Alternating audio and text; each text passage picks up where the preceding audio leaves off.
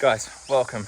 Today is a hot day. I'm walking through this beautiful forest. I've got my boy in hand, walking along. We're basically trying to enjoy all of this gorgeous nature around here while still maintaining some level of cool.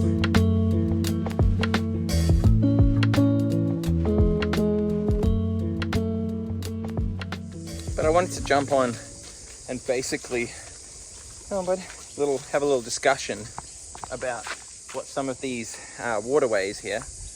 There you go. You can see some waterways through there. Some of these waterways and how there's often some chemicals, often pesticides and herbicides, and essentially weed killer is the biggest one that ends up in these waterways. And we're walking along this nice council-controlled or council-maintained, I should say, area, which is nice. It's beautiful. We get to access the nature. We get to access these perfectly maintained parks. But I hazard a guess to say that a lot of the maintenance around the pathways, the areas, the things that are leading in and out of these areas along the waterways, there's a lot of spraying going on, a lot of weed killer, specifically glyphosate, which is the active ingredient in Roundup.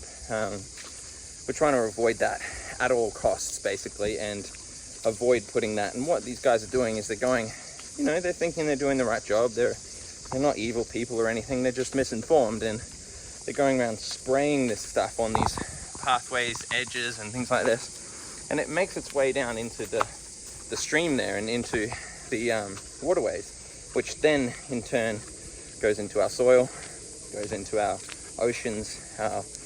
It's evaporated and found in the rainwater. So even though we think we're trying to avoid using it, our councils in particular, for example, are putting heaps of it into the world. So even though each of us can do our bit by not using glyphosate specifically, or some of these forever chemicals that stay around for a long time, if we try and avoid using them in the garden, then of course we're going to make a difference. But realistically, we need to stand up and stop our council from putting these kinds of things into our waterways. Now, I'll tell you a little story. I used to live next to a council maintained kind of easement thing, little pathway through, little floodway, lots of trees, lots of bushland. It was really nice. But they used to come through and spray in heavy weed season just to keep the path nice and clear and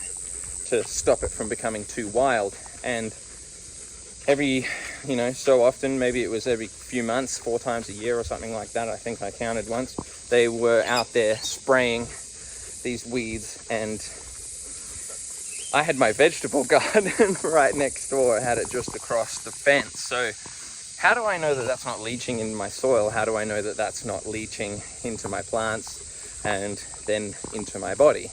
And bottom line is, from the studies that I've read, it does go into all of these things, and it stays around for a long time and can do a lot of damage. So essentially, I went and spoke to the council. There was nothing they could do without a few people in my street coming together.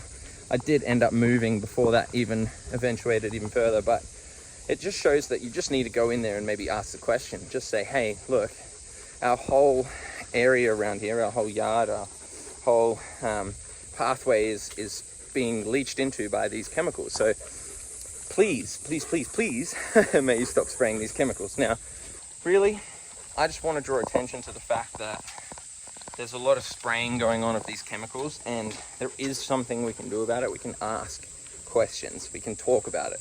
We can do more of this where I'm just jumping on and having a discussion. Please, if you've got anything you want to add, chuck it down below. I want to know. I want to see what your stories are. I want to hear what your experiences are, what you've done about it, how you avoid using glyphosate and things like this, and we can share together, because I think that's one of the only ways to make sure that this stuff stays out of our system. So see you again soon. Thanks for watching.